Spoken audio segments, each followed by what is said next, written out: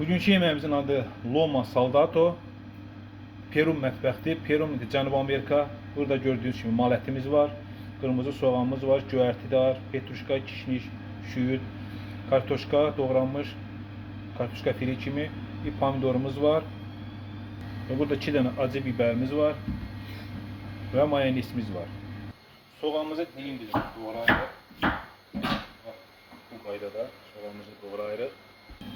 Ətimizi də beləncəyi, nazik, uzun, bax belə doğrayırıq. Nazik, uzun da belə. Ətimiz də bu qaydada doğranılır. Yağımızı töküb sonra ətimizi atırıq bura. Ətimizi doğruruq bura. Sonra pomidorumuzu dilim bu qaydada dilim doğrayırıq.